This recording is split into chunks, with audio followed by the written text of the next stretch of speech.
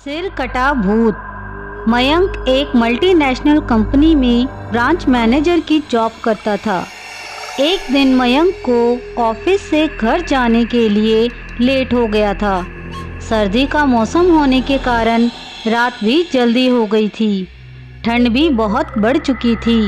रास्ते में चलते चलते मयंक को अचानक एक आवाज़ सुनाई दी, रुक जाओ। मयंक वहीं पर ही रुक गया और पीछे मुड़ के देखा, लेकिन पीछे कोई भी नहीं था। फिर से वही आवाज़ सुनाई दी, सामने देखो। जैसे ही मयंक ने सामने देखा तो उसे ज़मीन पर कुछ चमकती हुई चीज़ दिखाई दी।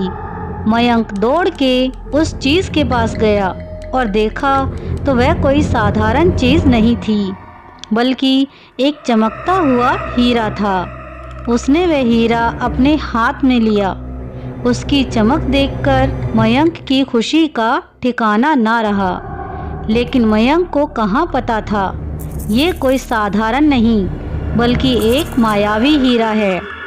अचानक उस हीरे में से आवाज़ आई, अगर तुम्हें और हीरे चाहिए तो इस ज़मीन को खोदो। इस ज़मीन के नीचे बहुत सारे हीरे हैं। मयंक खुश हो गया। उसने उस हीरे को अपनी जेब में डाला और ज़मीन खोदना शुरू किया। करीब 2 फीट खोदने के बाद अचानक मयंक डर के मारे चिल्लाने लगा। इसके कारण उसका संतुलन खो गया और वह ज़मीन पर गिर पड़ा, क्योंकि उस गड्ढे में से हीरे मोती नहीं बल्कि किसी इंसान का कटा हुआ सर मिला।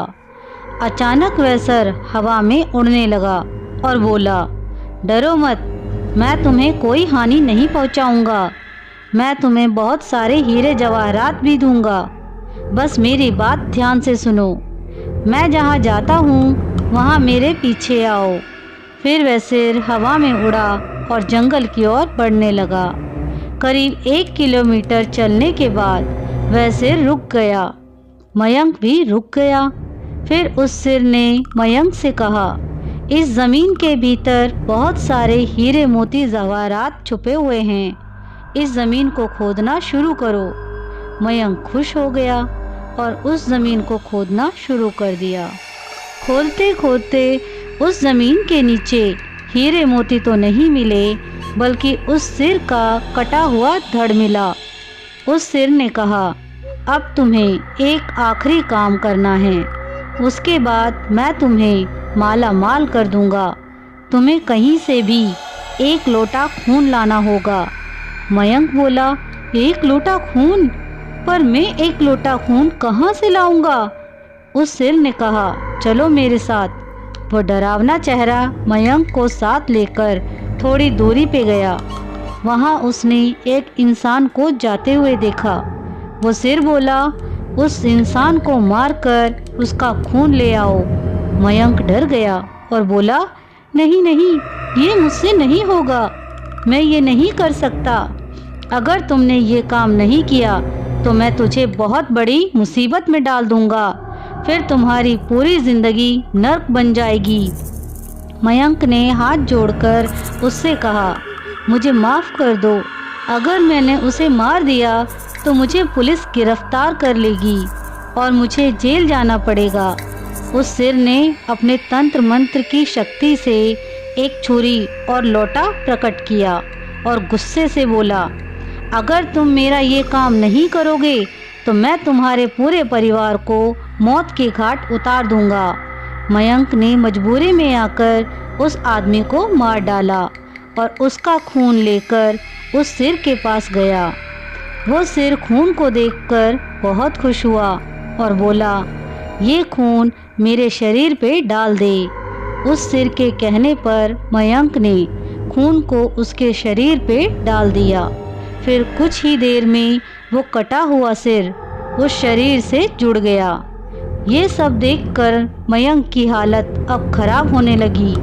वो उस भूत को देखकर काफ़ी डर गया।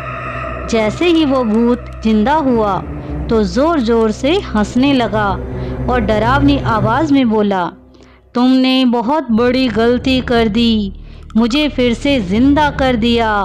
अब मैं सिर्फ तुम्हें ही नहीं बल्कि इस पूरे शहर को मौत के घाट उतार दूंगा। डर के मारे मयंक के मुंह से आवाज़ भी नहीं निकल रही थी। वो अपनी जान बचाने के लिए वहाँ से भागा, लेकिन उस भूत ने छलांग लगाकर मयंक को ज़मीन पे गिरा दिया और बोला, मुझे बहुत भूख लगी है, अब मैं तुम्हारा मांस खाऊंगा। जैसे ही वो भूत मयंक को खाने के लिए आगे बढ़ा कि तुरंत ही उसका सिर धड़ से अलग हो गया। मयंक समझ नहीं पाया कि आखिर ये चमत्कार हुआ कैसे। जब मयंक ने पीछे मुड़कर देखा तो एक अघोरी बाबा खड़े थे। उस अघोरी बाबा ने कहा, जब तुम उस आदमी को मारकर उसका खून ले जा रहे थे तभी मैंने देख लिया था और समझ गया कि कुछ तो बुरा होने वाला है, इसीलिए मैं तुम्हारे पीछे पीछे यहाँ तक चला आया और मैंने अपनी मंत्र की शक्ति से उस भूत को फिर से मार दिया। अब तुम निश्चिंत होकर अपने घर जाओ, अब तुम पर कोई खतरा नहीं है। आज भी मयंक उस बात को याद करता है तो उसकी रूह तक कांपने लगती है। दोस्तों, आपको ये कहानी कैसी लगी मुझे कमेंट करके ज़रूर बताएं। कहानी अच्छी लगी हो तो प्लीज़ इसे लाइक, शेयर और मेरे चैनल को सब्सक्राइब करना ना भूलें। कहानी सुनने के लिए आप सभी का बहुत बहुत धन्यवाद।